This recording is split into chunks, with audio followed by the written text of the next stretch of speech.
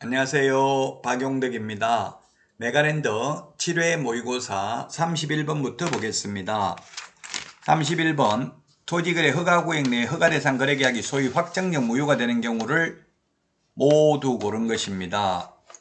1번 기억 허가를 배제하거나 잠탈하는 계약 처음부터 배제하거나 잠탈할 목적이 있었다면 확정적으로 무효가 됩니다. 맞습니다. 리언은 쌍방이 허가 신청 협력 의무 이행 거절 의사를 명백히 표시한 경우 확정적으로 무효가 되고요. 그 다음에 디귿에 당사자 간 약정한 허가 신청 기간이 경과되었다 하더라도 당연 무효가 되지 않는다는 게 판례입니다. 판례. 자, 그 다음에 불허가 처분 받은 경우 확정적으로 무효가 되고요. 그 다음에 미엄 허가 신청 처리기간 내에 허가관청으로부터 어떠한 통지도 없는 경우 허가 신청 처리기간이 며칠입니까? 15일이죠. 민원 처리에 관한 법률에 따른 민원 처리기간 15일 이내 허가 또는 불허가 처분을 하거나 선매 협의 사실을 통지해야 됩니다. 아무런 조치를 안 하면 그 다음날 허가 받은 것으로 보고 허가증 내줘야 됩니다. 비업 허가를 받을 수 있도록 계약서를 허위로 작성한 경우 이런 경우는 무효가 되겠죠. 그 다음에 시옷 허가 대상 토지에 대하여 경매 절차에서 제3자가 대금을 납부하여 소유권을 취득한 경우도 확정적으로 무효가 됩니다. 따라서 2번이 정답이 되겠습니다. 아직 이런 문제가 시험에 나온 적은 없습니다. 자, 다음은 32번 문제입니다. 정정신청, 변경신고 모두 다 가능한 게 세 가지입니다. 세 가지. 1번이네요. 거래 지분 비율, 면적 요 세 개는 정정, 변경신고 다 가능합니다.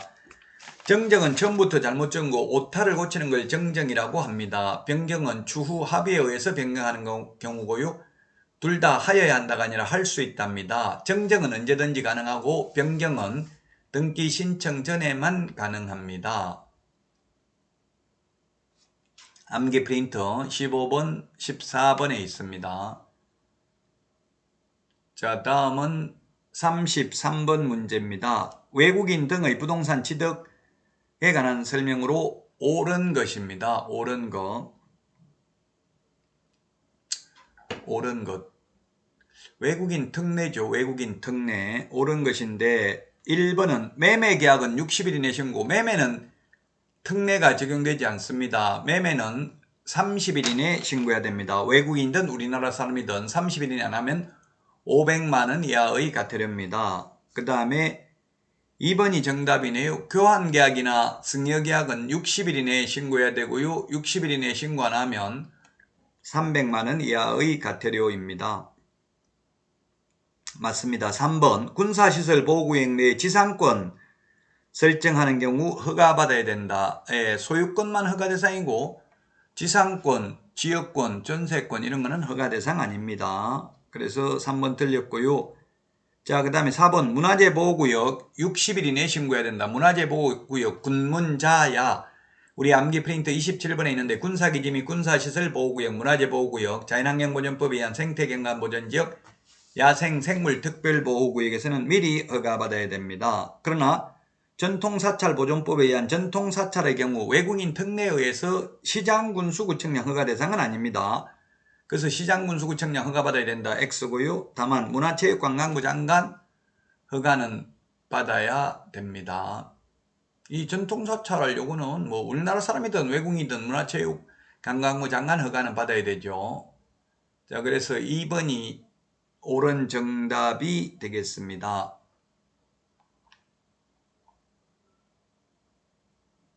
자, 다음은 34번 문제 보도록 하겠습니다. 중개대상물 조사 확인에 관한 내용으로 틀린 것입니다. 1번 내진설계 적용 유보와 내진 능력은 주거용, 비주거용 건축물 확인 설명서에만 기재하며 건물 없으면 기재 안 하죠. 내진설계 토지에 나대진 경우 내진설계 이런 거 없습니다. 건축물 내장을 이용하여 개업공개사가 조사 확인해야 된다. 그래서 기본 확인사항입니다. 세부 확인사항 아니고요. 기본 확인사항은 개업공개사 혼자서 할 수 있는 게 기본 확인사항이죠. 2번 단독경보형 감지기는 주거용 건축물 아파트 제외합니다. 확인설명서에만 기재되고요. 세부 확인사항이다. 의뢰인한테 물어봐야 되는 사항입니다. 자, 그 다음에 3번 이게 최근 판례이죠. 분묘기지권을 시효 취득한 경우에는 분묘기지권을 시효 취득한 날부터가 아니라 청구한 때부터 지료를 지급해야 됩니다. 청구한 때부터, 취득한 날부터가 아니라 청구한 때부터 지급해야 된다는 게 판례입니다. 4번 개업공개사는 청량까지 하여야 할 의무가 없으므로 면적은 대장을 기준으로 경계는 도면을 기준으로 조사 확인하면 됩니다. 네, 청량까지 할 의무는 없습니다. 5번 처분금지 가처분 등기가 되어 있는 부동산의 경우 원인이 된 소송 결과에 따라 가처분 등기 이후 등기의 유효성 여부가 결정되므로 개업공개사는 그 위험성을 중개 의뢰인에게 설명해야 됩니다. 당연히. 다음은 35번입니다. 틀린 것인데 분묘기지권의 효력이 미치는 범위는 분묘기지 자체에 한정된다. 네, 1번이 틀렸습니다. 분묘기지 자체에 한정되는 것이 아니라 분묘기지 주위의 공지를 포함하는 지역까지 미치며 그 구체적 범위는 개별적으로 판단해야 된다. 따라서 사성이 조성되어 있다 하여 사성까지 반드시 미치는 것은 아니다. 미칠 수도 있고 안 미칠 수도 있다. 그 다음에 2번 장래의 묘소 가묘는 분묘에 해당하지 않습니다. 가묘, 예장, 분묘기지권은 종손에게 전속되는 권리입니다. 전속, 다른 사람에게는 갈 수 없는 권리입니다. 자, 그 다음에 토지 소유자의 승낙을 얻어서 분묘를 설치한 경우 즉시 분묘기지권을 취득하고요. 평장, 암장, 가묘, 예장의 경우에는 분묘기지권 인정되지 않습니다. 평평하게 묻어놓으면 일반인들이 묘가 있는 줄 알 수 없겠죠. 다음은 36번입니다. 농지에 대해서 틀린 것입니다. 1번 농업경영이란 농업인이나 농업법인이 자기의 계산과 책임으로 농업을 영위하는 것을 말합니다. 농지법 2조 용어정의에 있습니다. 2번 농지 소유자와 농업경영을 하려는 자 사이의 농지에 관한 임대차 계약은 서명계약을 원칙으로 하고요. 3번 농지 임차인의 대항력을 취득하기 위한 대항요건은 확정일자와 해당 농지의 인도다. 네, 그렇습니다. 인도받고 확인을 받아야 됩니다. 확인을 시구원면장한테 확인을 받아야 됩니다. 4번 토지거래 허가구역의 농지를 취득하는 경우 토지거래 허가 외에 별도로 농지 취득자격증명 발급을 요한다. 4번이 틀렸네요. 토지거래 허가 받으면 농지 취득자격증명 받은 것으로 보고 부동산 등기특별조치법 제3조에 의한 계약서 금인을 받은 것으로 봅니다. 따라서 4번 틀렸고요. 5번 주말 체험용 농을 하는 자는 1000제곱미터 미만의 농지를 소유할 수 있고요. 농업진흥지역 내의 농지는 주말 체험으로 취득할 수 없습니다. 세대원 전부가 소유하는 총면적으로 합니다. 이게 시험에 중개 실무에 가장 많이 출제되었습니다. 주말 체험용 농이.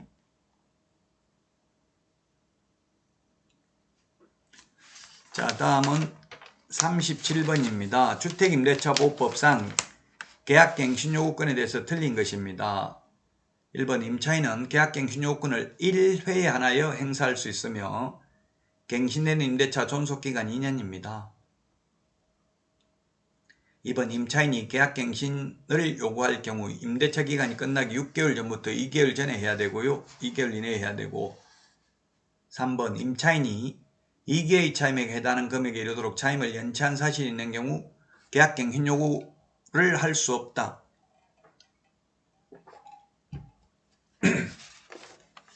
뭐 이런 문제는 저는 썩 바람직하지는 않다고 보는데요. 여기서는 3번을 답으로 했습니다. 3번.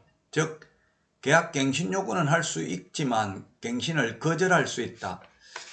거절할 수 있으니까 이렇게 문제 내지는 않겠죠. 설마. 예, 요구는 할 수 있지만 계약갱신 요구를 거절할 수 있습니다. 그러니까 뭐 요구해도 의미가 없죠. 2개의 차임액을 연체했다면. 객관식은 상대적으로 풀어야 됩니다. 지금 전혀 모르는 문제가 나오면 그런 거는 아예 공부 안 하는 게 좋겠죠. 한 번도 안 본 문제면 그건 중요하지 않다는 얘기입니다. 태어나서 아직 처음 이번에 봤다면. 몇 번 봤는데 헷갈리고 이런 문제가 중요한 거죠. 기출문제에서 최소한 70%는 출제됩니다. 4번 임차인의 계약갱신. 37번은 기출문제 아니죠. 생긴 지 얼마 안 됐으니까 기출문제가 없습니다. 4번 임차인의 계약갱신 요구에 의해서 갱신되는 임대차는 전 임대차와 동일한 조건으로 다시 계약된 것으로 본다. 다만 차임과 보증금은 정감할 수 있으며 정액은 20분의 1 시도 조례로 달리 정하면 그 금액 범위 내에서만 가능합니다. 맞습니다. 5번 임차인의 계약갱신 요구에 의해서 갱신되는 임대차의 임차인은 언제든지 임대차 계약 해지 통고할 수 있고 임대인이 그 통지를 받은 날로부터 3개월 지나면 해지의 효력이 발생합니다. 네, 5번 맞는데요. 상가의 경우에는 계약갱신 요구에 의해서 갱신되면 세입자가 중간에 해지 못합니다. 상가는. 주택은 갱신 요구에 의해서 갱신돼도 2년이 연장되지만 상가는 갱신 요구에 의해서 갱신되면 전임대차와 동일한 조건이기 때문에 4년 계약했으면 4년 연장됩니다. 그래서 상가는 중간에 해지 못합니다. 주택은 갱신되더라도 세입자는 해지할 수 있습니다. 자, 38번입니다. 서울에서 상가 임차인이 2022년 7월 20일 보증금 6억에 월차임 400만원. 그럼 환산보증금은 얼마입니까? 10억이네. 10억. 보증금 더하기 월세 곱하기 100이 환산보증금이죠. 10억입니다. 옳은 것입니다. 최단기 존속기간 1년이므로 2년으로 약정한 기간은 1년으로 된다 했는데 2년입니다. 그리고 이게 10억, 9억 초과되면 최단기 존속기간 이런 거 적용되지 않습니다. 그래서 1번 틀렸습니다. 2년 계약했으면 2년입니다. 자, 그 다음에 2번 임차인이 대항 요건을 갖추고 관할 세무서장에게 확정일자 받으면 우선면제 주장할 수 있다. 9억 초과하면 우선면제, 최우선면제, 최단기 존속기간, 월차임 전환율 5%밖에 못 올린다. 임차권 등기명령 이런 거 적용되지 않습니다. 그래서 2번도 틀렸고 3번 임대차 기간이 종료되었음에도 보증금을 반환받지 못한 임차인은 해당 건물을 계속 사용 수익할 수 있으나 차임은 지불해야 된다. 네, 3번이 옳은 내용이네요.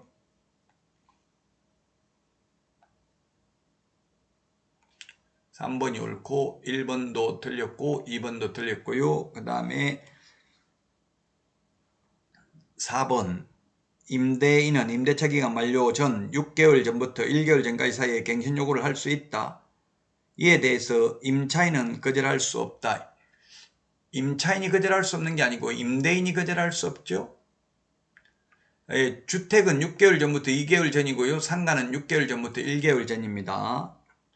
자, 그 다음에 5번에 일정한 보증금액을 초과함으로 임차인에게 권리금 회수기에 보호하는 규정이 적용되지 않는다. 권리금은 9억 초과하더라도 적용됩니다. 9억 초과하더라도 적용되는 게 뭐라고 했습니까? 임시표준대개 권해 이렇게 암기를 했죠. 임시특례 2020년 9월 29일부터 6개월간 연체한 차임은 3개의 차임액을 연체하는 것으로 보는데 포함시키지 않는다. 표준권리금 계약서, 상가건물임대차 표준계약서 사용권장, 대항력, 계약갱신요구권, 그 다음에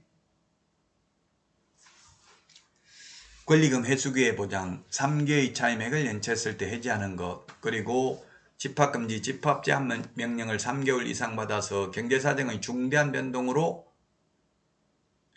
폐업을 하여 해지하는 경우 3개월 지나면 효력 발생하는 거, 이런 거는 9억 초과하는 경우에도 적용됩니다. 권리금 회수기에는 9억 환산보증금 서울에서 9억 초과하더라도 적용됩니다. 자, 39번입니다.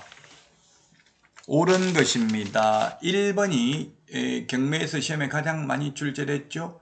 매수보증금은 최저 매각가격의 10분의 1입니다. 이게 시험에 가장 많이 나왔고요. 2번도 시험에 많이 나왔죠. 자손이 매수신고는 그 신고액이 최고가 매수신고액에서 그 보증금을 뺀 금액을 넘는 때에만 할 수 있습니다. 넘지 않는 때가 아니라 넘는 때입니다. 자, 그 다음에 소유권 이전 등기를 격려한 때 소유권 취득하는 게 아니라 매각대금 다 낸 때 소유권을 취득합니다. 매각대금은 매각대금 기일이 아니라 기한까지 납부해야 됩니다. 기한. 5번 재매각 절차에서 전의 매수인은 매수 신청을 할 수 없습니다. 금반환의 원칙에 의해서. 왜냐하면 보증금만 걸어놓고 잔금 안 내서 다시 재매각을 하는데 또 입찰에 참여해서 또 보증금만 걸어놓고 잔금 안 내면 고의로 경매 절차가 지연되겠죠? 그래서 안 됩니다. 자, 40번입니다. 개업 우리 암기 프린터는 34번에 있나요?